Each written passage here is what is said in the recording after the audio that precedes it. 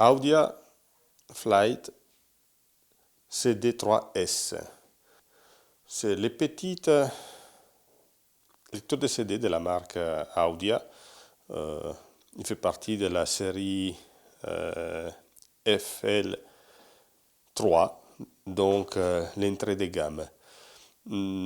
C'est un produit qui, entrée de gamme, c'est réductif, je vais dire comme ça.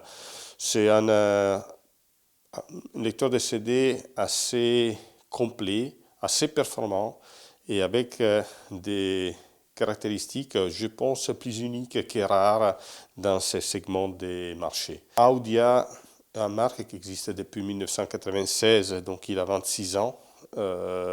Il a fallu 2 ans avant d'ouvrir l'activité parce que les deux fondateurs, Massimiliano et Andrea, ils ont pratiquement fait leur thèse à l'université sur la contre-réaction en courant, que c'est aussi assez rare dans le domaine de l'audio. Ça permet effectivement de gérer les petits signaux et puis pouvoir piloter les tâches de sortie avec beaucoup moins de distorsion, avec plus de rapidité. Et c'est la raison pour laquelle Audia utilise cette technologie dans tous les appareils. Au début, c'était pour les amplificateurs, mais après aussi dans les préamplificateurs et dans les lecteurs de CD, on verra plus tard. Le CD3S, il est, comme on a dit, le DAC est lecteur de CD. La partie DAC, la conversion est pour 2 pouces, utilisé en double mono et géré par microprocesseur. Ça nous permet d'entrer d'avoir beaucoup de réglages qui dans cette catégorie de prix sont assez rares à trouver. Donc quand on rentre dans les menus, on peut voir, on peut définir l'entrée, les noms de chaque entrée, activer les volumes. Effectivement, le CD3S a aussi le volume variable, si on veut ou pas. On peut le configurer dans cette. Il a aussi 6 filtres PCM, donc on peut définir le type de filtrage numérique qu'on préfère. Les filtres DSD. On peut avoir l'entrée directe parce qu'il est capable de détecter et convertir le signal DSD directement.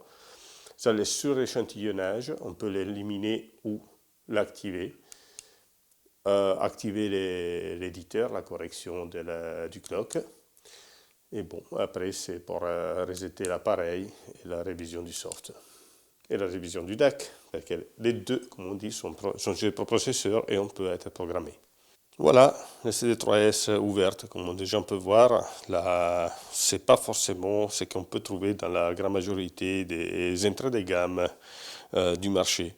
On voit un lecteur avec son petit blindage, la partie de mécanique, l'alimentation juste à côté, qu'elle est douée de 2 transformateurs totalement indépendants, un qui gère la partie logique et l'autre la partie analogique.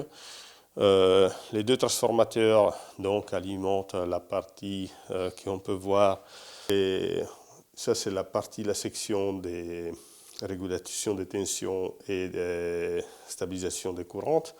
Donc on a plusieurs éléments de stabilisation et de réglage de l'énergie, des formes qui alimentent séparément chaque élément de l'appareil. On revient vers les entrées. Donc les entrées, c'est cette partie-là, gérée par cette carte. Ici, on peut trouver la carte USB à Manero, la dernière et la plus puissante. Je crois qu'il c'est 784 32 bits et DSD, je pense que c'est 512. Qui attaque la partie DAC.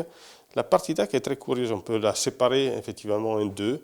Ces 2-là sont les DAC, donc comme je disais, sont 2 DAC, chacun est stéréo, utilisé en double mono, géré par le microprocesseur. Il y a quand même des stabilisateurs de tension pour chaque côté.